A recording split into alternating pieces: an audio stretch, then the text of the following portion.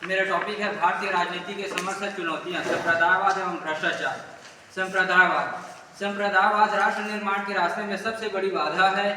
जब तक भारत जैसे देश में संप्रदायवादी तत्वों से प्रभावित होते रहेंगे, तब तक भारत में भारतीय राजनीति की दिशा न तो आधुनिकीकरण की ओर मुड़ सकती है और न ही धर्मनिरपेक्ष राष्ट्र का निर्माण हो सकता है। अर्थात जब तक राजनीति में धर्म का गलत प्रयोग होने लगेगा, तब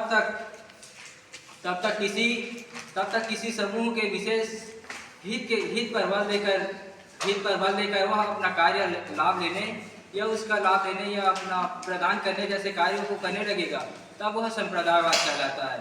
संप्रदायवाद का अर्थ, सांप्रदायिकता का अर्थ है कि किसी भी अपने समुदाय के प्रति विशेष अथवा लगाव।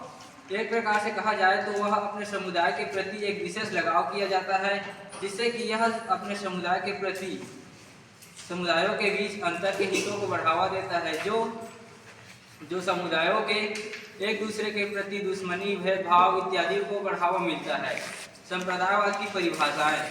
विपिन चंद्रा के अनुसार सांप्रदायिकता को भारतीय राजनीति के समक्ष या कहा जाए तो भारतीय समाज के कई ऐसे संप्रदायों में बटा हुआ होना है, जिसका न सिर्फ इतिहास या इनका ही अलग है बल्कि एक दूसरे के विरोधी भी है।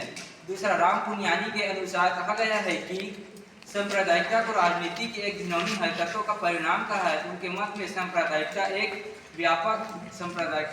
व्यापक सच यह है कि सांप्रदायिक हिंसा है जो हमारे समाज में गहराई से बैठी हुई एक सड़न की अभिव्यक्ति को प्रकट करता है।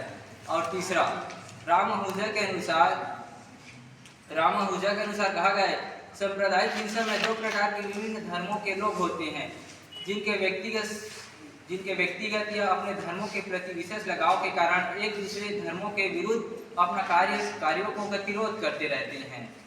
और संप्रदायवाद के कारण की बात की जाए तो बहुत सारे आते हैं, जिसमें राष्ट्रभक्ति का अभाव होना, मानवीय संवेदनाओं की कमी होना इत्यादि और बहुत सारे आते हैं। जिसमें संप्रदायवाद के प्रमुख कारणों की बात की जाए तो धर्म की संकीर्ण व्याख्या आ जाती है, सामाजिक मान्यताएं आ जाती है, राजनीतिक दलों द्वारा प्रोत्साहन आ जाते हैं एवं प्रशासनिक अक्षमता आ जाती है।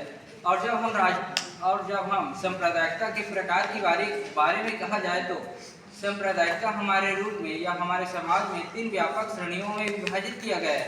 पहला, राजनीतिक सांप्रदायिकता, दूसरा आर्थिक जीवन में सांप्रदायिकता और तीसरा सामाजिक सांप्रदायिकता। इन तीनों में विभाजित किया गया है सांप्रदायिकता। अब सांप्रदायिकता के द्वारा हमारे दुष्परिणाम या प्रभाव बहुत सारे होते हैं, जिसमें आपसी द्वेष हो जाते हैं, राष्ट्रीय एकता में बाधा आती है, भ्रष्टाचार में वृद्धि होती है, जन की हानि होती है एवं राष्ट्रीय सुख शांति या सुरक्षा का प्रभाव होता है।